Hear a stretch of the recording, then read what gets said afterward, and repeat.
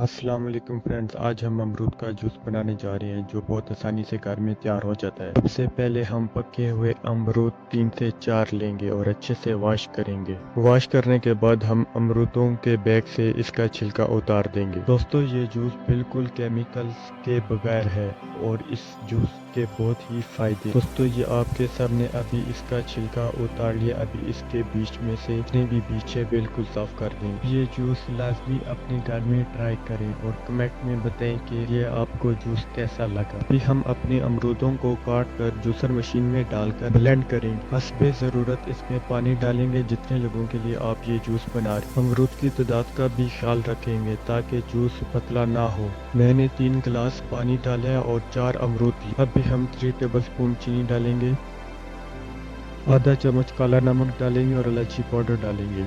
अगर आपके पास इलायची पाउडर नहीं है तोड़ सकते हैं। इलायची पाउडर खुशबू के लिए हम डालेंगे। फिर हम इन सब चीज़ों को जूसर मशीन में ग्राइंड कर लेंगे। कोशिश करें आप अमरूद के बीज ना डालें, अमरूद के बीज से जूस कड़वा हो जाता है। बाद में हम अमरूदों के बीजों को छान तो सकते हैं लेकिन इसका जायका कड़वा होता है। तो ये देख सकते हैं हमारा जूस तैयार है। ना ये ज़्यादा गाढ़ा है और ना ही ज़्यादा ये। आपको ये जूस कैसा लगा कमेंट में लाजमी बताएं। मेरे चैनल को लाजमी सब्सक्राइब।